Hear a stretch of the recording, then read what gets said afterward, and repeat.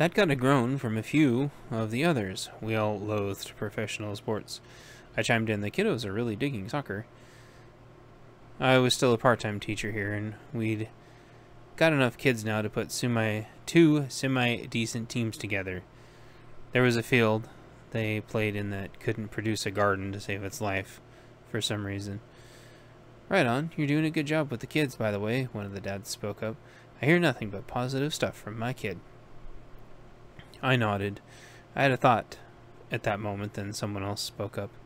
Maybe it's time for you to just teach full-time. The next generation needs you, and you do a good job. If you get hurt out there, we'd lose a valuable resource. You guys need me too, though, I responded, and everyone's vital to the mission, I reminded him. They all nodded. Well, you wouldn't be going anywhere, of course. We'd still have you if we needed you. I thought, then spoke. You know, it's really up to the families and leadership, but I'd really love it. We have to... then I caught myself. I was going to say we have to survive long enough first, but stopped mid-sentence. I got some sharp looks from my team, and they were all thinking the same thing, but trying not to. We have to talk about it more. Maybe there's some other people that want to teach also. Who knows? The truth was, I'd really love to teach the little monsters. I love telling them my stories, and I did ever get to have any kids of my own. It was my way of leaving my legacy, my little print in the history book, as it were. We hurriedly finished eating in relative silence again, hoping nobody would be too concerned. We wrapped up the food for our brothers and sisters on the perimeter that hadn't eaten yet, and thanked everyone and headed out. There was no more big to-do about it, because we had enough people to where we could leave without putting a huge strain on internal security. It also added to the inherent safety of the matter not having announcements anymore. We kept the date secret now and knew there'd be little chance of the other side organizing a strike, with such little notice unless they already had planned an attack in advance. It tended to take the other side a month to plan anything, however, and they had very little attention span.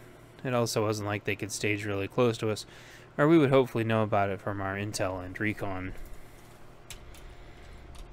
Sources said that the attack that was coming would still be a ways off. Several days minimum. I tried to think for a minute if we were the southwestmost group or not. Technically, there were other non-affiliated groups that would be stuck in the middle. I'm sure someone would have come to us freaking out and begging for help if the other side had rampaged through already. That reminded me that I should talk to the guys about having an outpost or something. It would be much more feasible to do once we locked down fuel. We doled out the food to the remainder of our team and had our communications swap. We had a little prayer and rolled the dice to see which routes we'd take, and we did our gear checks, so then we headed out. Chapter 2. Route to Native Lands. Morning. Day 1. We sat in relative silence as we made our trip through the various back roads. Sometimes we saw little groups of people attracted by the noise of our vehicles. We didn't stop, though. We couldn't. I always got nervous about fuel when I was younger and tried to do the math on how much fuel we had. After some brief, extremely inaccurate calculations, it seemed like we only had enough fuel to get there. 3 vehicles with only enough fuel to get where we were going. I'm sure that was in the plan somewhere.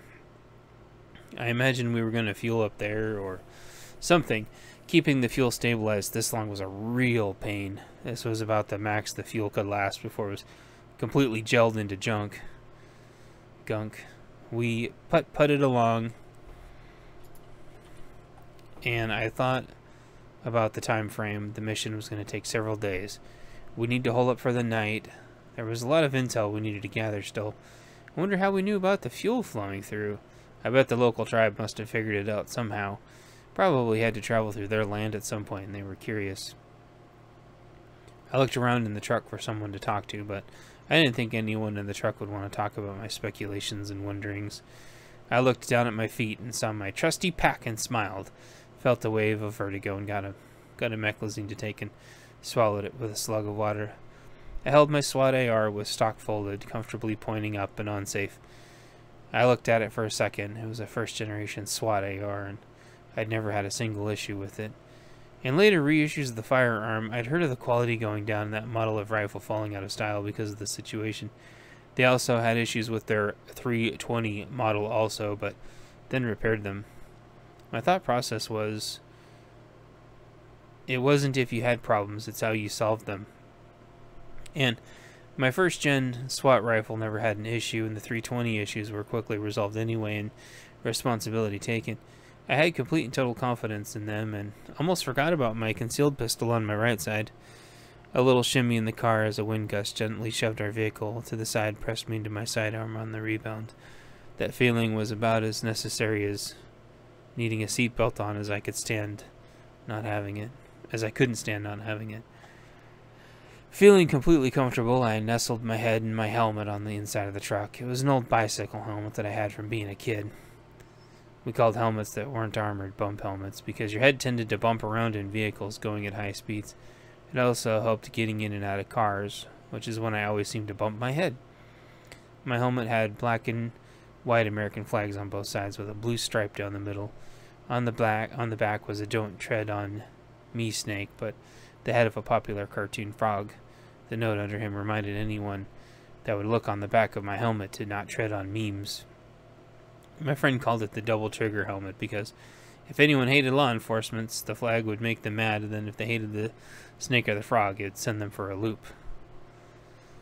I didn't choose those decals specifically to trigger people. I chose them because I'd been around law enforcement so much that I wanted to show them that I wasn't afraid to vocally support them. The frog snake was included to mock identity politics, but to also say that I wouldn't sit idly by while bullies existed. The flags were both directed so it looked like the wind was blowing in my face and blowing the two flags backwards, sort of like patriotic law enforcement supporting hero.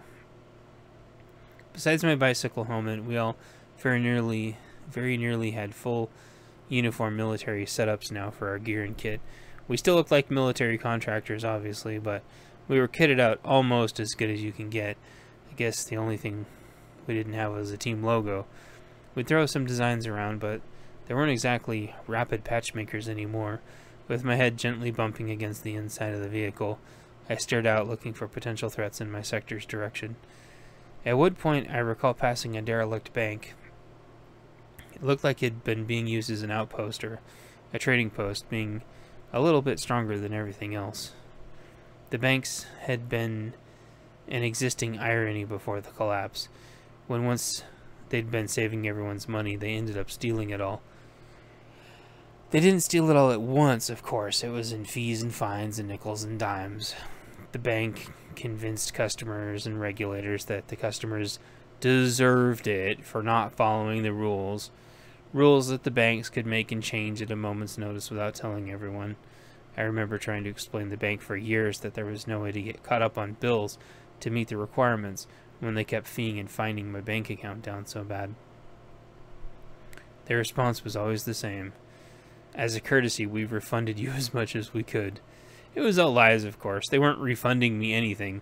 They were giving me my money back that they stole. Then they put a cap on how many times they would give my money, that they would give it back to me. In the end, it just kept driving me further and further in debt. When you did the math, though, out of the 20 to 30 times they stole my money every year, they only returned it back to me a pittance in comparison.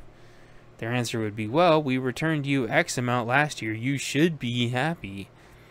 But if you ignored the amount and looked at the instances it happened, they were stealing roughly 80% of the time with impunity.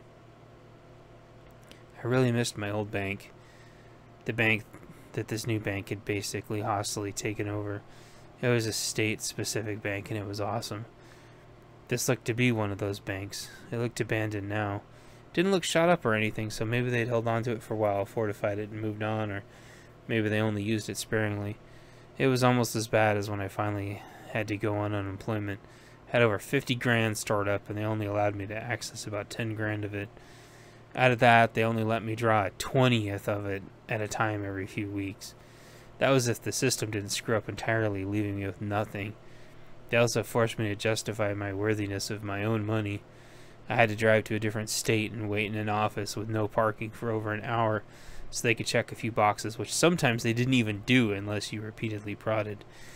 I specifically remembered that they didn't even have a menu option for the job I did, causing multitudes of confusion and leaving me feeling wasted.